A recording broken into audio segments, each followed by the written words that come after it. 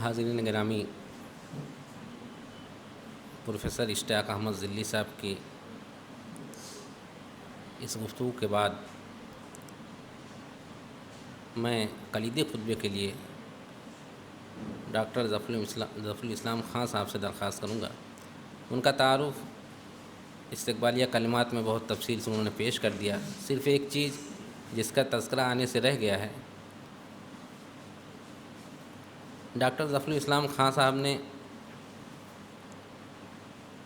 عبداللہ یوسف علی صاحب کے ترجمے پہ کام کرنا شروع کیا اور یہ سلسلہ طویل ہوتا گیا، یہاں تک کہ ان کا خود اپنا ترجمہ تیار ہو گیا۔ انشاءاللہ آج کی اس افتتاحی نشست میں اس کا اجرا بھی روب عمل آئے گا۔ تو ظفر الاسلام خان صاحب کی شخصیت کا ایک پہلو یہ بھی ہے کہ انہوں نے قرآن کریم کا انگریزی زبان میں انہیں ترجمہ کرنے کی سعادت حاصل ہوئی ہے۔ میں نہایت ہی ادب کے ساتھ ان سے درخواست کرتا ہوں کہ ڈاکٹر ظفر الاسلام خان صاحب کلیدی خطبہ پیش کرنے کے لیے تشریف لائیں۔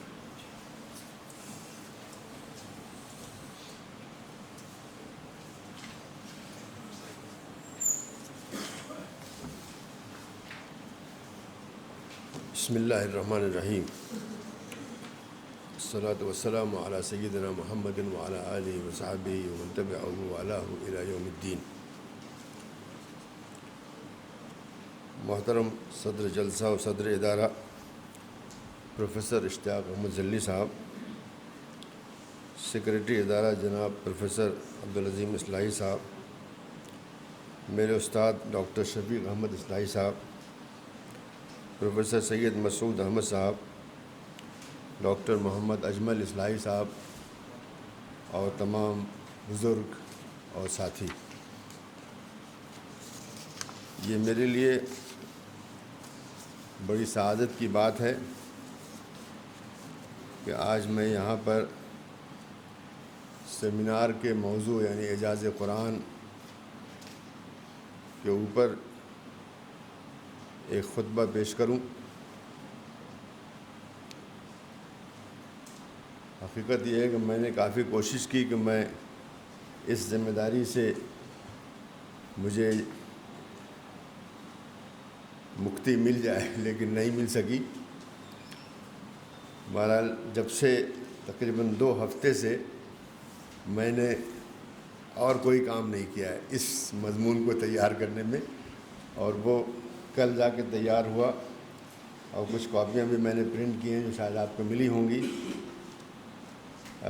ایک کوشش ہے کہ اس مسئلے پر، چونکہ آپ کے یہاں جو مقالات ابھی پیش ہوں گے وہ مختلف جوانب کے بارے میں ہوں گے، اس لیے قرآن شریف ایک پورا بحر ذخار ہے، اس میں لاکھوں موتی ہیں، اس میں بہت سے لوگ مختلف طریقے سے اس کو کریں گے، اور میں نے یہ کوشش کی ہے کہ اس پر ایک طائرانہ نظر ڈالوں کہ وہ ہے کیا، اور کس طرح سے ہمارے اسلاف نے اور آج تک علماء و فضلاء اور اسکالرز وغیرہ نے اس پر کس طرح سے نظر ڈالی ہے۔ تو شروع کرتا ہوں۔ میرے خیال میں مجھے شاید 40 منٹ ہے، اور اگر میرا وقت پورا ہو جائے تو بتا دیجیے گا۔ مسلمانوں کا روز اول سے اعتقاد ہے کہ قرآن پاک شکلاً اور مضموناً دونوں طرح سے اعجاز کا حامل ہے، اور کوئی بشری کلام اس کی برابری نہیں کر سکتا ہے۔ قرآن پاک کو اللہ پاک نے ہمیشہ کے لیے انسانوں کی ہدایت اور رسول اکرم صلی اللہ علیہ وسلم کی رسالت کی دلیل کے طور سے نازل کیا۔ قرآن پاک کے نزول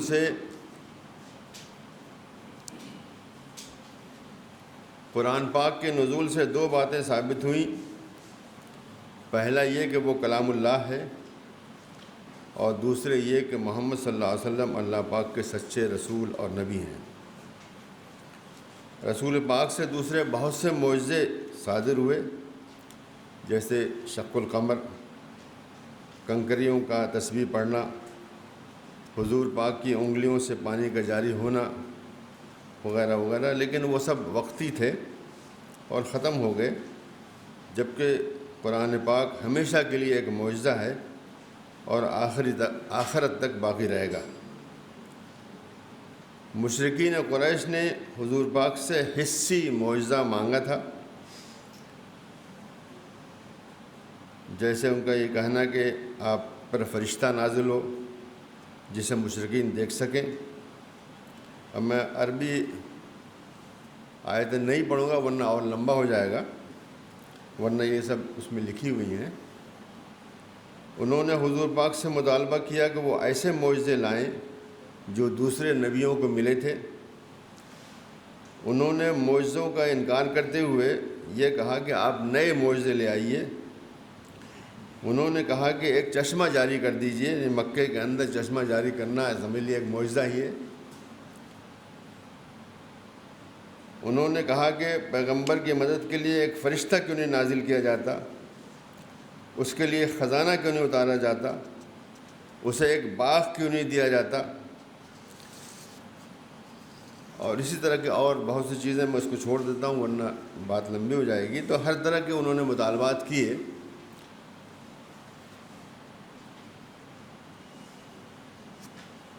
لیکن اللہ پاک کو جو منظور تھا اور اللہ پاک نے وہی معجزہ اتارا۔ ہر زمانے کے لحاظ سے الگ الگ معجزے ملے ہیں۔ انبیاء علیہ السلام کو اپنے زمانے کے لحاظ سے معجزے ملے تھے۔ جادوگری کے زمانے میں حضرت موسیٰ کو عصا اور ید بیضا ملا تھا۔ طب کے فروغ کے زمانے میں حضرت عیسیٰ کو مریضوں کو شفا یاب کرنے کا معجزہ ملا۔ عربوں کو اپنی فصاحت و بلاغت اور شعر و خطابت پر ناز تھا، اس لیے ان کے لیے معجزہ قرآن آیا۔ اللہ پاک نے حسی معجزے کے بجائے اپنے آخری نبی کو عقلی معجزہ دیا۔ یہ عقلی معجزہ زمان و مکان کی حدود سے آزاد ہے، جبکہ حسی معجزہ زمان و مکان کے اندر ہی واقع ہو سکتا ہے۔ قرآن پاک کے اعجاز پر گفتگو عباسی دور سے شروع ہوئی۔ اس کا بنیادی مقصد قرآن پاک کا دفاع کرنا تھا۔ اس سلسلے میں ایک بڑا مسئلہ معتزلی عالم ابراہیم ابن سیار النظام نے پیدا کیا۔ اس نے دعویٰ کیا کہ قرآن پاک میں بذات خود اعجاز نہیں ہے، بلکہ اللہ پاک نے لوگوں کی توجہ اس مسئلے سے ہٹا دی ہے۔ دوسرے لفظوں میں اس کا خیال تھا کہ قرآن پاک کے چیلنج کا جواب دیا جا سکتا ہے، لیکن چونکہ اللہ پاک نے لوگوں کی توجہ اس سے ہٹا دی ہے، اس لیے یہ نہیں ہو پا رہا ہے۔ اس نظریے کا نام اس نے صرفہ لکھا، نظریہ تو صرفہ، یعنی توجہ پھیر دینا یا ہٹا دینا۔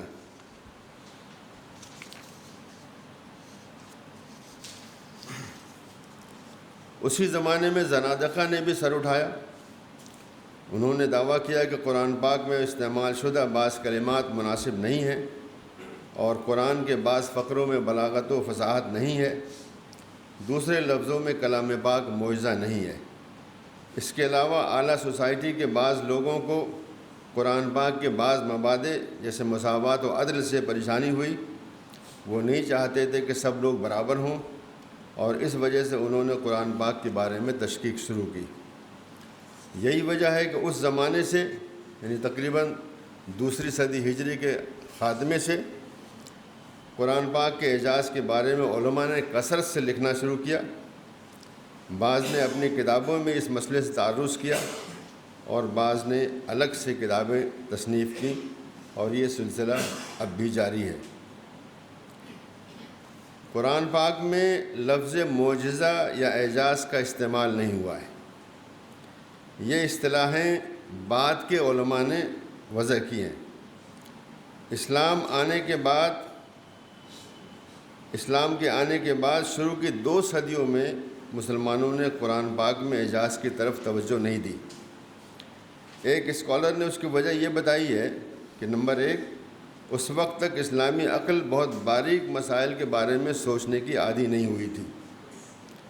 نمبر 2، مسلمان نص قرآنی کو بہت تقدس کی نظر سے دیکھتے تھے، اس لیے اس جیسے مسائل کی طرف متوجہ نہیں ہوئے۔ اس میں یہ اضافہ بھی کیا جا سکتا ہے کہ شروع کی 2 صدیاں آپس میں سیاسی خلفشار کی تھیں اور مسلمان جنگوں اور فتوحات میں بہت مشغول تھے، اور یہ بھی حقیقت ہے کہ قرآن پاک کا لسانی، بیانی اور تشریعی اعجاز قرن اول کے مسلمانوں کے سامنے ایک حقیقت تھا، اس لیے اس کے دفاع کی ضرورت نہیں سمجھی گئی۔ پہلی 2 ہجری صدیوں کے دوران ہمیں اعجاز و قرآن کے بارے میں کوئی تصنیف نظر نہیں آتی ہے۔ دوسری صدی ہجری کے آخر میں ابو عبیدہ معمر ابن مثنیٰ نے کتاب اعجاز القرآن لکھی، جو اس موضوع پر غالباً پہلی کتاب تھی، لیکن وہ ان کی دوسری کتابوں کی طرح ناپید ہے، یعنی اس کا تذکرہ ملتا ہے لیکن وہ خود کتاب موجود نہیں ہے۔ اسی زمانے میں قرآن پاک کے اعلیٰ عربی، بلاغی اور بیانی اسلوب کے بارے میں بھی بات چیت شروع ہوئی، اور تیسری صدی ہجری کے شروع سے اعجاز القرآن کے مختلف پہلوؤں پر کتابیں تصنیف کی جانے لگیں، جیسے جاہز کی کتاب نظم القرآن، محمد ابن یزید الواسطی کی کتاب اعجاز القرآن،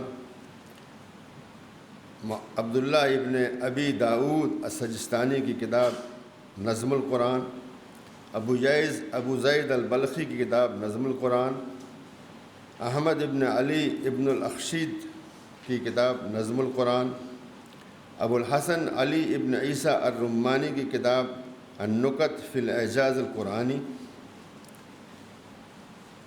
ابو سلیمان حمد ابن محمد ابن ابراہیم الخطابی کی کتاب بیان اعجاز القرآن، ابو بکر محمد ابن طیب الباقلانی کی کتاب اعجاز القرآن،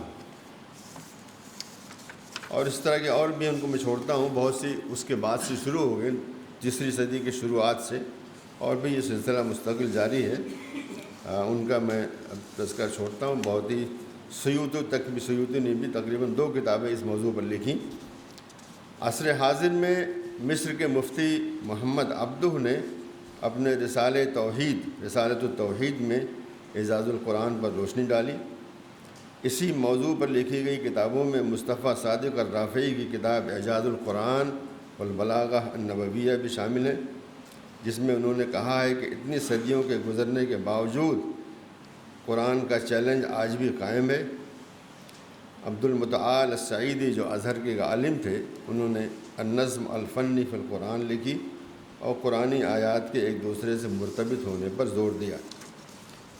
سید قطب نے بھی اپنی کتاب تفسیر فی ظلال القرآن اور اس کے علاوہ اپنی دوسری کتابوں مثلا التصویر الفنی فی القرآن اور مشاہد القیامہ فی القرآن میں قرآن پاک کے بلاغی اور ادبی اعجاز پر گفتگو کی، اور اس کے علاوہ کافی کتابیں اس زمانے میں لکھی گئی ہیں۔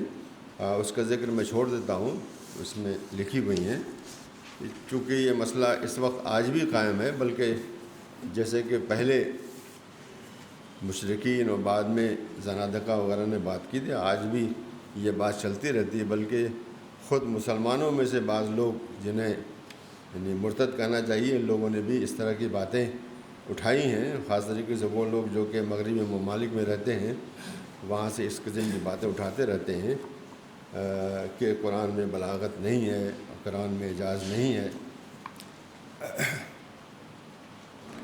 اس کے بعد میں نے معجزہ کے بارے میں کافی تفصیل سے کہ معجزہ ہے کیا اور اعجاز ہے کیا، تو میں اس کو چھوڑتا ہوں، وہ کافی لمبی بات ہو جائے گی، لیکن جیسا کہ میں نے پہلے کہا تھا، اعجاز یا معجزے کا لفظ قرآن پاک میں نہیں آیا ہے، بلکہ اس سے ملتے ہوئے دوسرے الفاظ آئے ہیں، جن کا کہ ذکر یہاں میں نے کیا، بہت تفصیل سے میں نے جو آیتیں آئی ہیں 20 جگہ پہ، مثلا آیہ اور بینہ، برہان، سلطان، اس کی تفصیلات اندر یہاں اس میں لکھی ہوئی ہیں، میں نہیں پڑھتا ہوں اس کو، یعنی یہ الفاظ قرآن پاک میں استعمال ہوئے ہیں، اور بعد کی صدیوں میں جو ہے یقیناً جب باتیں لکھی جاتی ہیں تو کچھ نہ کچھ تبدیلی آتی ہے، تو پھر وہ معجزہ اور اعجاز القرآن کے نام چلنے لگے۔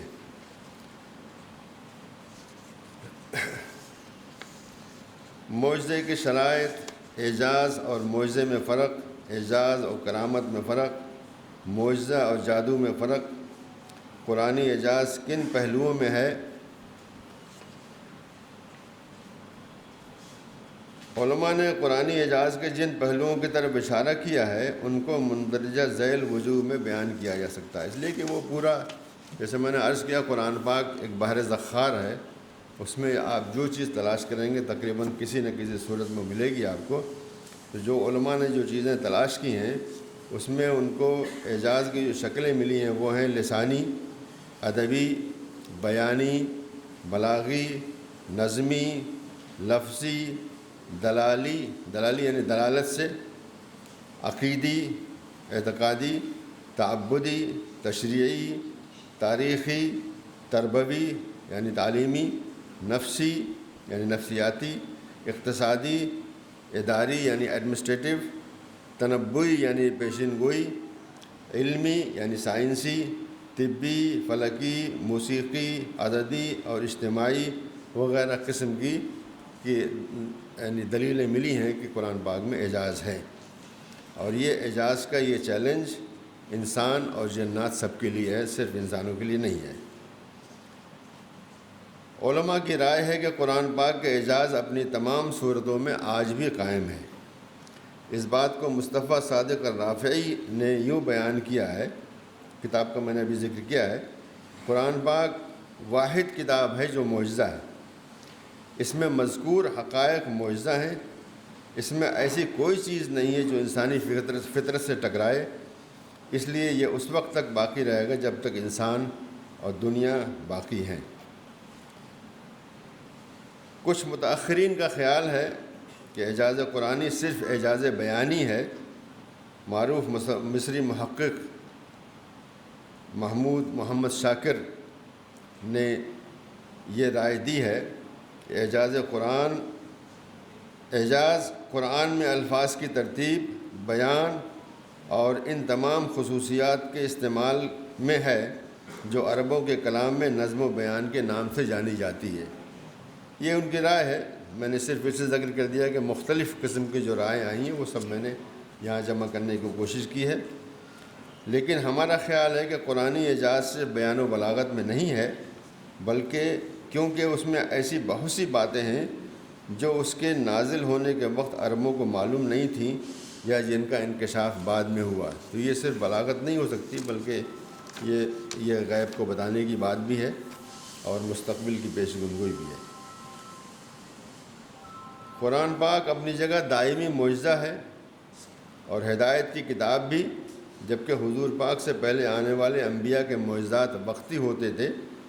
ابن خلدون کی رائے ہے کہ معجزات عموماً وحی کے علاوہ واقع ہوتے تھے جو نبی پر نازل ہوتی تھی، پھر نبی معجزے کے گواہ کے طور پر انہیں پیش کرتا تھا، یعنی معجزے، نبی نے دعویٰ کیا کہ میرے پاس یہ پیغام آیا اور ایک معجزہ دکھایا کہ ہم کو مان لو، اس لیے کہ یہ اللہ پاک نے ہم کو یہ معجزہ دیا ہے، تو دونوں الگ الگ چیزیں ہوتی تھیں، معجزہ الگ اور ان کا کلام الگ ہے، ان کی جو رسالت تھی وہ الگ ہوتی تھی۔ لیکن قرآن پاک بنفس نفیس دعویٰ بھی ہے اور معجزہ بھی، یعنی یہ ابن خلدون کی رائے ہے جو میں سمجھتا ہوں بہت ہی یعنی مناسب ہے اور واقع حال ہے۔ قرآنی چیلنج کے مراحل۔ قرآن پاک کے معجزہ ہونے اور کفار و مشرکین کو اس جیسا کلام لانے کے چیلنج کو 3 مراحل میں بیان کیا گیا۔ پہلے مرحلے میں کہا گیا کہ قرآن جیسا کلام لاؤ، یہ نہیں کہا گیا ایک سورہ لاؤ، 2 سورہ لاؤ، کوئی بھائی اس جیسا کلام لایا گیا۔ اس کی میں آیات نہیں پڑھتا ہوں ورنہ لمبا ہو جائے گا، اس میں آیا ذکر ہے۔ دوسرے مرحلے میں کفار مشرکین کو چیلنج کیا گیا کہ قرآن کی طرح 10 صورتیں لے آؤ۔ تیسرے مرحلے میں کفار مشرکین سے کہا گیا کہ قرآن پاک جیسی ایک ہی سورہ لے آؤ۔ لیکن ان تینوں چیلنجوں کو قبول کرنے میں سے کفار و مشرکین اور منکرین اس زمانے سے لے کر آج تک عاجز رہے ہیں۔ عربوں کو اپنی عربی دانی و فصاحت و بلاغت پر بڑا فخر تھا۔ وہ دوسروں کو عجم یعنی بے زبان یا گونگا سمجھتے تھے۔ عربوں میں قریش کی عربی زبان سب سے معیاری سمجھی جاتی تھی۔ جب قرآن پاک ان کے سامنے پہلی بار پڑھا گیا تو وہ اس کو انسانی کلام نہیں سمجھے۔ انہوں نے کہا کہ اس کو شعر کہا یا سحر کہا یا قدما کے قصوں یعنی اساطیر سے تعبیر کیا۔ قرآن پاک نے اس سب کا انکار کیا۔ نبی کریم صلی اللہ علیہ وسلم کے شاعر ہونے کے بارے میں قرآن پاک نے کہا وما علمناه الشعر وما ينبغي له ان هو الا ذکر وقرآن مبین۔ اور اسی طرح سے دوسری آیتیں ساحر کے بارے میں انہیں اللہ پاک نے انکار کیا کہ وہ ساحر نہیں ہے، اور یہ قدما کے قصوں کے بارے میں بھی اللہ پاک نے کہا کہ یہ قدما کے قصے نہیں بلکہ حقائق ہیں۔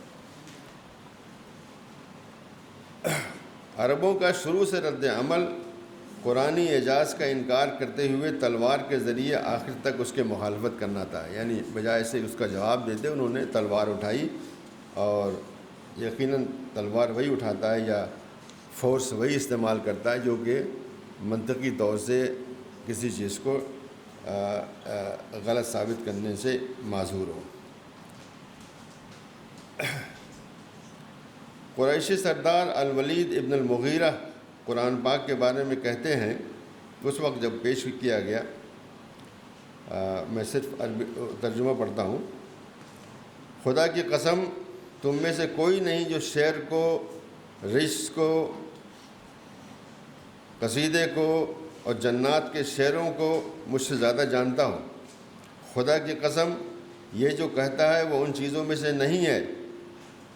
خدا کی قسم جو یہ کہتا ہے اس میں شیرینی ہے، اس میں تازگی ہے، اس کا اوپری حصہ پھلدار ہے اور نچلا حصہ پیاس بجھانے والا ہے، وہ اوپر کی طرف اڑتا ہے اور کوئی اس کے اوپر نہیں اٹھ سکتا ہے۔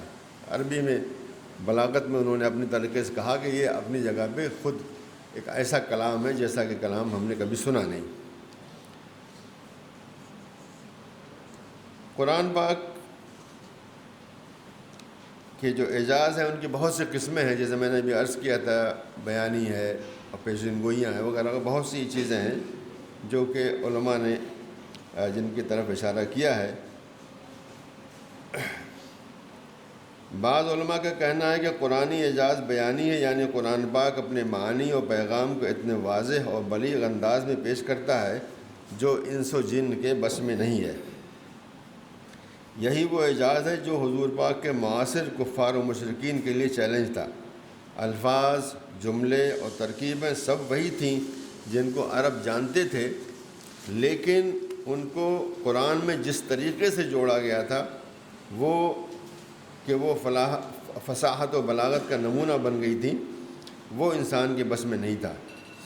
قرآن کے اعجاز بیانی کی ایک مثال یہ ہے کہ عربی زبان میں سنہ اور عام دونوں سال کے لیے استعمال ہوتے ہیں، لیکن سنہ وہ سال ہوتا ہے جس میں مصائب اور مصیبتیں ہوتی ہیں، بلکہ مصیبتوں کے لیے ایک لفظ سنہ بھی استعمال ہوتا ہے، اور عام وہ سال ہے جس میں آرام و آسائش ہو۔ اس لیے قرآن پاک میں حضرت نوح کے 950 سال جو شروع ہیں اس کے لیے سنہ استعمال ہوا ہے، اور بعد کے 50 سال ہیں اس کے لیے عام استعمال ہوا ہے۔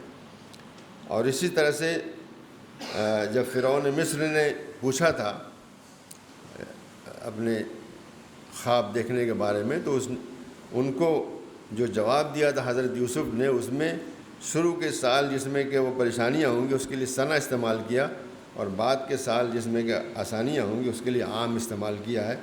تو یہ کچھ ایسی چیزیں ہیں جو کہ عام آدمی نہیں جانتا ہے، یہ تو کوئی ایسا ہی جانتا ہے جو کہ ہر بات کو، ہر چیز کو انسان سے زیادہ بہتر سمجھتا ہے۔ اسی طرح حضرت یوسف کے زمانے میں مصر کے حاکم کے لیے ملک، کنگ کا لفظ قرآن پاک میں استعمال ہوا ہے، جبکہ دوسری جگہوں پر مصر کے حاکم کے لیے فرعون کا لفظ استعمال ہوا ہے۔ اس کی وجہ یہ ہے کہ حضرت یوسف کے زمانے میں مصر کا بادشاہ ہکسوس قوم سے تھا، اور یہ لوگ غیر مصری تھے اور اپنے بادشاہوں کے لیے فرعون کا لقب استعمال نہیں کرتے تھے بلکہ بادشاہ کا لقب استعمال کرتے تھے۔ اس کے علاوہ قرآن شریف میں تشریعی اعجاز ہے۔ تشریع یعنی قانون سازی، قانون بنانا۔ تشریع یا قانون سازی کے اعجاز کا مطلب ہے کہ قانون سے متعلق امور کو بہت آسان اور جامع بنا دینا۔ نیز اسے مختصر ترین الفاظ میں ایسے بیان کر دینا جو انسان کے لیے ممکن نہیں ہے۔ قرآن پاک نے جو قوانین ہمارے لیے بنائے ہیں ان میں بہت حکمت ہے، ان میں عقل مند اور کم عقل، صحت مند اور بیمار، عالی ہمت اور کم ہمت سب کی رعایت کی گئی ہے۔ اس میں تدریج کا بھی خیال رکھا گیا ہے، جیسے شراب اور جوئے کو دھیرے دھیرے حرام کیا گیا۔ قرض یعنی دین اور معاملات کے بارے میں بہت تفصیل سے بتا دیا گیا کہ جب قرض لو تو اسے لکھ لو، لکھنے والی کی صفت بھی بتائی اور لکھنے کی حکمت بھی بتائی۔ اسلامی تشریع میں سفر و حضر کے لیے بھی الگ الگ قوانین ہیں۔ کمزور اور طاقتور مسلمان کے لیے بھی رخصت و عزیمت کا اصول ہے، اور انتہائی مجبوری کی حالت میں حرام اشیاء کو کھانے کی بھی اجازت ہے۔ یہاں میں امریکی سابق صدر رچرڈ نکسن کے بیرونی پالیسی کے مشیر رابرٹ ڈکسن کرین کا ذکر کرنا چاہتا ہوں، جو قرآن پاک کی صرف ایک آیت دیکھ کر مسلمان ہو گئے۔ وہ پبلک لاء اور انٹرنیشنل لاء میں پی ایچ ڈی تھے اور Harvard society of international law کے صدر رہ چکے تھے۔ وہ امریکہ کی نیشنل سیکیورٹی کونسل کے ڈپٹی ڈائریکٹر بھی رہ چکے تھے۔ انہوں نے بتایا کہ اسلامی مبادئ کے بارے میں صدر نکسن نے جاننا چاہا کہ وہ کیا ہیں تو CIA سے کہا گیا کہ وہ اس کے بارے میں ایک نوٹ تیار کریں۔ CIA نے جو نوٹ تیار کیا وہ کافی طویل تھا، چنانچہ صدر نکسن نے رابرٹ کرین سے کہا کہ وہ اس کو مختصر کر دیں۔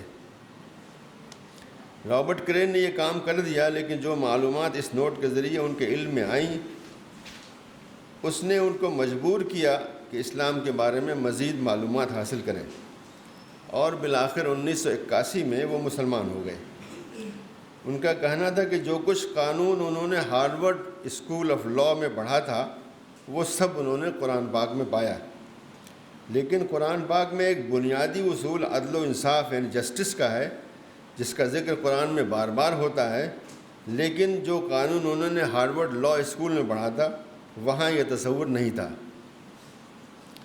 ایک انٹرویو میں انہوں نے بتایا کہ ایک بار ایک یہودی ان کے ساتھ تھا جو قانون کا پروفیسر تھا۔ اس سے انہوں نے پوچھا کہ میراث کے بارے میں امریکی قانون کتنا مفصل ہے۔ اس پروفیسر نے بتایا کہ میراث کے بارے میں امریکی قانون 8 جلدوں میں ہے۔ رابرٹ کرین نے اس پروفیسر سے کہا کہ اگر میں ایک میراث کا قانون دکھاؤں جو صرف 10 سطروں میں ہے تو کیا تم مان لو گے کہ اسلام دین حق ہے؟ اس پروفیسر نے ماننے سے انکار کر دیا کہ میراث کے قانون کو 10 سطروں میں بیان کیا جا سکتا ہے۔ اس پر رابرٹ کرین نے قرآن پاک کی وہ آیت یعنی سورہ النساء کی آیت 11 سے لے کے 12 اس پروفیسر کو پیش کر دیں۔ وہ پروفیسر اس وقت خاموشی سے چلا گیا، لیکن چند دن بعد وہ رابرٹ کرین کے پاس آیا اور کہا کہ انسانی دماغ کے لیے ممکن نہیں ہے کہ تمام اقربا کا خیال رکھتے ہوئے اتنی عمدگی اور عدل سے میراث کو تقسیم کرے کہ کسی بھی رشتہ دار کو نہ چھوڑے اور نہ کسی کے ساتھ ناانصافی کرے۔ رابرٹ کرین کے مطابق وہ یہودی پروفیسر بھی کچھ دنوں کے بعد مسلمان ہو گیا۔ اسلامی تشریعات سب کے لیے ہیں، افراد، جماعت، حکومتیں، مرد، عورت، امیر و غریب، حاکم و محکوم، سیاسی، اقتصادی، دینی، اقتصادی سب امور کے لیے ہیں۔ اسلام نے نکاح کو ضروری قرار دیا ہے، طلاق، میراث وغیرہ کے احکام بتائے ہیں، اور سب میں عدل و انصاف کا لحاظ کیا ہے۔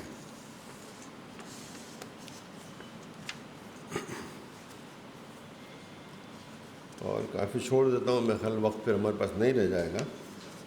اب میں آتا ہوں سائنسی اعجاز پر، کہ قرآن پاک کے اعجاز کا ایک اہم پہلو ان سائنسی حقائق سے متعلق ہے جو کہ انسانی وجود، زمین، آسمان، فضا، سمندر، پہاڑوں وغیرہ کے بارے میں قرآن پاک میں مذکور ہیں۔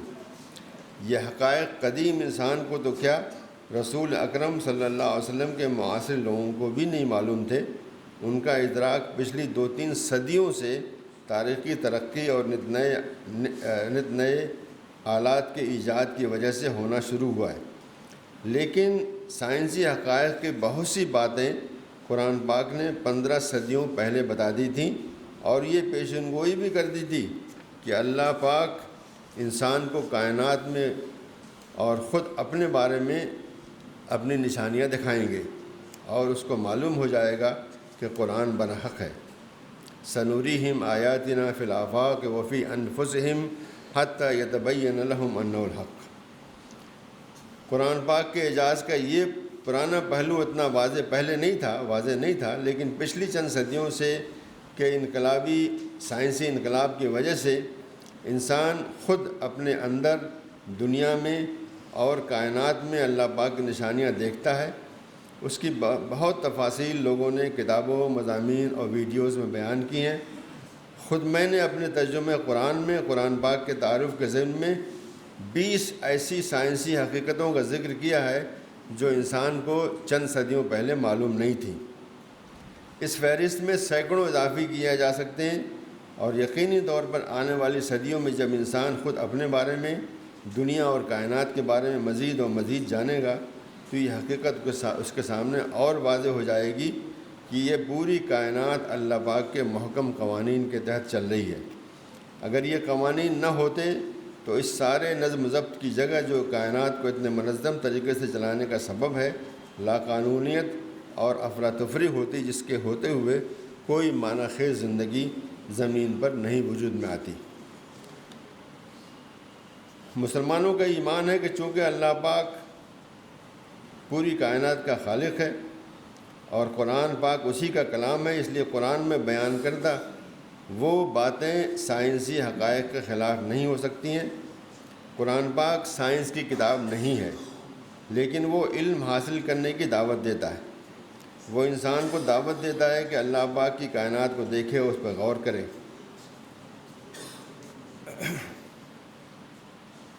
جن کتابوں نے قرآن پاک میں مذکور سائنسی بیانات کو ثابت کرنے کی کوشش کی ہے، ان میں سر فہرست فرانسیسی ڈاکٹر موریس بکائے کی کتاب بائبل، قرآن اور سائنس شامل ہے۔ انہی حقائق کی وجہ سے موریس بکائے اسلام لائے۔ مسلمانوں میں قرآن پاک کے سائنسی اعجاز کے پرجوش مبلغ مصری پروفیسر زغلول النجار شامل ہیں، جنہوں نے اپنے مقالات، لیکچروں اور ٹیلی ویژن پروگراموں سے قرآن پاک کے سائنسی حقائق کو ثابت کرنے کی کوشش کی ہے۔ وہ سورۃ الانعام کی آیت 67 لکل نبأ مستقر وسوف تعلمون کا بطور خاص ذکر کرتے ہیں کہ قرآن پاک نے پیشین گوئی کی ہے کہ اس کے بیانات، سائنسی بیانات مستقبل میں پہچانے جائیں گے۔ یعنی بہت سی چیزیں ایسی ہیں جو کہ قرآن میں ذکر ہیں، لیکن اس کو انسان بعد کے زمانوں میں پہچانے گا۔ انہوں نے جن بہت سے سائنسی حقائق کا ذکر کیا ہے، اس میں ایک یہ بھی ہے کہ کائنات ایک عظیم انفجار یعنی بگ بینگ سے پیدا ہوئی ہے، اور کرۂ ارضی میں سب سے زیادہ منخفض نچلا علاقہ بحر مردار کا ہے، جو کہ قرآن شریف میں ادنیٰ الارض کے نام سے بتایا گیا ہے۔ اسی طرح انہوں نے بتایا کہ قرآن پاک نے ایسی بعض باتوں کی طرف اشارہ کیا ہے جو نزول آیت کے چند سال بعد وقوع پذیر ہوئیں، جیسے رومیوں کے ہاتھوں ایرانیوں کی شکست۔ یہ آیت ایرانیوں کی شکست سے 6-7 سال قبل نازل ہوئی، اور اسی طرح سے قرآن پاک میں بہت سے معجزے ہیں جس کا میں نے یہاں کچھ ذکر کیا ہے، میں اس کو چھوڑتا ہوں۔ اور میں نے اپنے ترجمہ قرآن میں بھی، جسے میں نے عرض کیا، 20 اس طرح کی باتوں کا ذکر کیا ہے، لیکن اگر ٹھیک سے جمع کیا جائے تو آج بھی کئی سو ایسی باتیں لکھی جا سکتی ہیں، اور اس پہ کتابیں بھی لکھی گئی ہیں۔ بہت سے ویڈیوز بھی بہت سے لوگوں نے بنا کر کے انٹرنیٹ پہ ڈالے ہوئے ہیں الگ الگ چیزوں کے بارے میں، تو وہاں پہ ان کو دیکھا جا سکتا ہے۔ بہت سی چیزیں ہیں، اس کو میں چھوڑتا ہوں، اس کو میں، ورنہ ہمارا وقت میرے خیال اب ختم ہی ہونے والا ہے۔ ان کو میں چھوڑتا ہوں یہ، لیکن یہ بہت ہی اہم بات ہے کہ یعنی اس زمانے میں قرآن پاک نے یہ سب باتیں جو ہے بتا دیں، اور آج ہم اس کا انکشاف کر رہے ہیں، اور اس سے ہمارا ایمان مزید مضبوط ہوتا ہے۔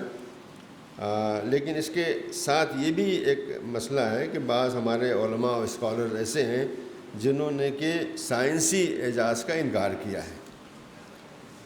وہ کہتے ہیں کہ قرآن پاک ایک دینی کتاب ہدایت ہے، وہ سائنسی کتاب نہیں ہے. یہ سچ ہے، سائنسی کتاب نہیں ہے، لیکن اس میں اشارے ہیں جو کہ ہم نے پہلے کہا، اور جیسے کہ بہت سے علماء نے یہ بات کہی ہے کہ اس میں سائنسی اشارے ہیں. وہ سائنسی کتاب نہیں ہے، اور نہ اس نقطہ نظر سے اس میں سائنسی حقائق بیان کیے گئے ہیں، بلکہ دوسری باتوں کے ضمن میں سائنسی اشارے ہیں، اور وہ ایسی باتیں ہیں جن کو جزیرہ عرب تو کیا ساری دنیا میں اس وقت کوئی نہیں جانتا تھا. شیخ الازہر محمود شلتوت اور ادیب و مفسرہ عائشہ عبد الرحمن، جن کو بنت الشاطئ کے نام سے جانا جاتا ہے، وہ بھی مفسرہ ہیں. انہوں نے قرآن پاک کے سائنسی اعجاز کا انکار کیا ہے، اور ان کا کہنا ہے کہ قرآن پاک کا اعجاز لسانی ہے، علمی نہیں ہے. ایسے اور بھی کچھ لوگ ہیں جنہوں نے یہ بات دی ہے. میں اس کو چھوڑتا ہوں اس جگہ کو. قرآن پاک کا اعجاز علمی برحق ہے، لیکن اس میں مبالغہ آرائی نہیں ہونی چاہیے، اور اس میں صرف ان چیزوں کو داخل کرنا چاہیے جو بالکل واضح ہیں. یہاں یہ بات بھی کہنی ضروری ہے کہ ہم قرآن پاک کے سائنسی معجزوں کی بہت بات کرتے ہیں، لیکن ہم خود سائنس میں بہت پیچھے ہیں. قرآن پاک کے سائنسی اعجاز کی جب ہم بات کرتے ہیں تو ہم انہی حقائق کو استعمال کرتے ہیں جن کا اکتشاف مغربی دنیا کے اسکالرز اور ریسرچ سینٹرز نے کیا ہے، جبکہ یہ کام خود ہمارے یہاں ہونا چاہیے تھا. قرآن کے اعجاز کا ایک اہم عنصر جو ہے غیبیات بھی ہے. یعنی قرآن پاک نے ماضی، حال اور مستقبل کے بارے میں ایسی بہت سی باتیں بتائیں جو کہ آدمی نہیں جانتا تھا، اور اس کی کافی یہاں تفصیلات ہیں، لیکن میں اس کو چھوڑتا ہوں. لیکن ایک چیز جو کہ بہت سے لوگوں نے جس کا ذکر کیا ہے، وہ یہ کہ رومن یعنی بائزنٹائن جو سلطنت تھی، یعنی بادشاہ تھا، وہ ایرانیوں کے مقابلے میں ہار گیا تھا، اور بہت ہی بری طرح سے ہار گیا تھا. ایرانیوں نے تقریباً اس کے سارے علاقے کچھ ذرا چھوڑ کر کے سب قبضہ کر لیا تھا. تو اس وقت اگر کوئی آدمی مکہ میں بیٹھے تو وہ یہ سمجھے گا کہ بھائی یہ تو معاملہ ہمیشہ کے لیے ختم ہو گیا. ابھی امریکہ نے جو شروع کیا تھا سن 1990 کے بعد سے یا 9/11 کے بعد سے کہ مسئلہ ختم ہو گیا، اب جو ہے مغربی تہذیب ہمیشہ کے لیے کامیاب ہو گئی ہے. اب کچھ، لیکن ابھی دیکھا کہ 30 سال کے اندر سب پانسا پلٹ گیا. آج مغربی تہذیب کے بجائے آج جو ہے روس اور امریکہ کی تہذیب آنے والی ہے. میں سمجھتا ہوں چین جو ہے 10-20 سال کے بعد ہی جو ہے ایسا لگے گا چین ہی جو دنیا پہ حکومت کر رہا. تو یہ کہنا بہت مشکل تھا، لیکن اس وقت جب کہ یہ لگ رہا تھا کہ بائزنٹائن حکومت کا خاتمہ ہو گیا، وہ ایک چھوٹی سی یعنی ایک پرنسپلٹی بن گئی ہے، اس وقت جو ہے قرآن پاک نے یہ کہا کہ چند سالوں میں بضع سنین، بضع جو ہے 3 سے لے کے 10 تک کے لیے استعمال ہوتا ہے اس کے اندر. بلکہ اس کی بہت کافی تفصیلیں جس کا میں نے ذکر کیا ہے کہ حضرت ابوبکر نے مکے کے ایک مشرک کے ساتھ جو ہے یہ یعنی اس زمانے میں حرام نہیں تھا، یعنی ایک شرط لگائی کہ دیکھو جو ہے اگر یہ ہو جائے گی تو وہ تقریباً میں خیال ہے 100 اونٹ کی بات ہوئی تھی کہ ہم لگائیں گے، اور اگر یہ ثابت ہو گیا تو تم دینا، یعنی مشرک دے گا، اور اگر یہ جھوٹا ہو گیا تو حضرت ابوبکر اس مشرک کو دیں گے. تو غالباً اس میں یاد نہیں آ رہا مجھے، انہوں نے 5 یا 6 سال کہا تھا، تو 5-6 سال میں نہیں ہوا. حضرت ابوبکر کی یہ بات حضور پاک کو معلوم ہوئی تو انہوں نے کہا کہ تم نے 9 سال کیوں نہیں کہا؟ اس لیے کہ عربوں کے اس میں 10 سال تک ہوتا ہے. تو انہوں نے اس آدمی سے جا کہا کہ دیکھو ہمارا جو لفظ میں نے استعمال کیا ہے جو قرآن شریف میں آیا بضع سنین ہے، تو یہ تو 10 تک ہوتا ہے، تو 9 سال تک کر لو. تو اس نے کہا ہاں کوئی بات نہیں، 9 سال تک کر لو. اور اونٹ جو تھی 100 سے اس نے 1000 کر دیا. اسی مشرک نے کہہ دیا کہ چلو میں جو ہے تم کو 1000 اونٹ دوں گا، اور بعد میں یہ ثابت ہوا اور اس مشرک نے حضرت ابوبکر کو 1000 اونٹ دیے. اس کے بعد یہ اس کی تفصیلیں بہت ہیں، میں نہیں جاؤں گا اس میں، اس لیے کہ ہمارے پاس وقت جو ہے شاید 5 منٹ رہ گیا ہے، اس کو ختم کرتا ہوں. لیکن یہ ایک بہت اہم چیز ہے جو کہ اور بہت سے لوگوں نے جیسے گیبن وغیرہ نے جو بڑے بڑے ہسٹورین ہیں ویسٹ کے، انہوں نے یہ بات لکھی ہے کہ بڑے تعجب کی بات ہے کہ محمد وہاں بیٹھے ہوئے تھے، ان کو پر اتنا پریشر تھا، ان کو لوگ اتنا تنگ کر رہے تھے، اور وہاں بیٹھ کے وہ یہ بات کر رہے ہیں، اور جو کہ چند سالوں میں ثابت ہو گئی. یہ ایک بہت بڑے یہ ہے ایک دلیل ہے کہ یہ اللہ کا کلام تھا، کسی انسان کا کلام نہیں تھا. ایسے ہی معجزے جو ہیں جو کہ یعنی پیشین گوئی کے طور سے کہ قرآن پاک نے یہ کہا کہ حضور پاک کے چچا ابو لہب اور اس کی بیوی یعنی چچی کبھی ایمان نہیں لائیں گے، اور یہ حقیقت میں ہوا، حالانکہ بہت سے لوگ ایمان لائے، اور خود ابو لہب اور ابو لہب کے 2 بیٹے جو تھے متعب اور عتبہ وہ بھی ایمان لائے بعد میں۔ تو یہ چیزیں جو ہے ایسی بہت سی چیزیں اس کا ذکر ہے، میں اس کو چھوڑتا ہوں اس کو ورنہ بات لمبی ہو جائے گی۔ تو اس طرح کی بہت سی نشانیاں جو ہے قرآن شریف میں موجود ہیں، یہ بس یہ کہ ہم اس کو تلاش کریں، لیکن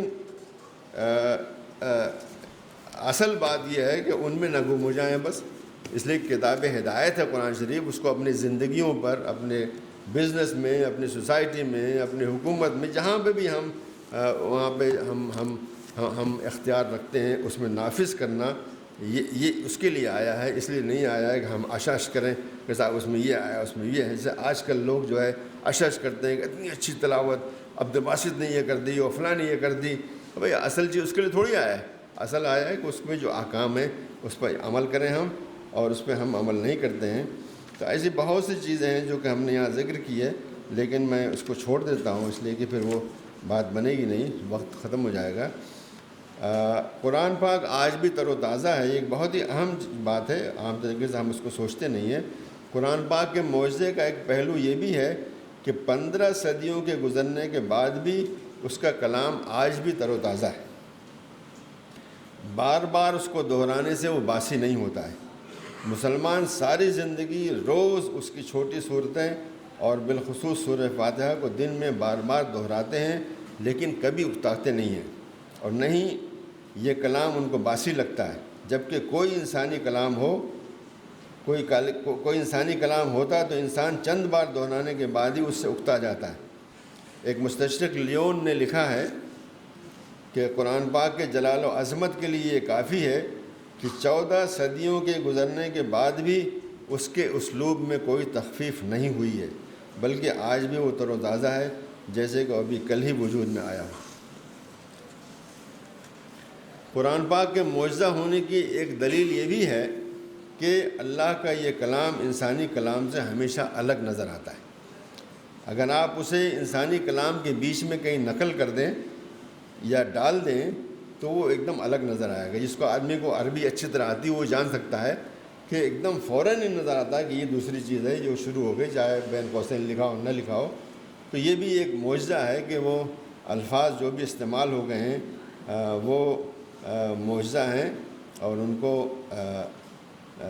ہم فوراً پہچان لیتے ہیں۔ اسی طرح سے یعنی قرآن پاک ہی کا یہ معجزہ ہے کہ ہر نسل میں ہمارے لاکھوں لوگ اس کے حافظ ہیں، ہر زمانے میں ایسا ہوا، ہر ملک میں ایسا ہوا، یعنی کسی بھی موریتانیہ میں بھی، غزہ کے اندر بھی سنا ہے، بہت سے لوگ جو ہے لاکھوں لوگوں نے حفظ کیا اسی زمانے میں جب کہ بلاکیٹ چل رہا تھا۔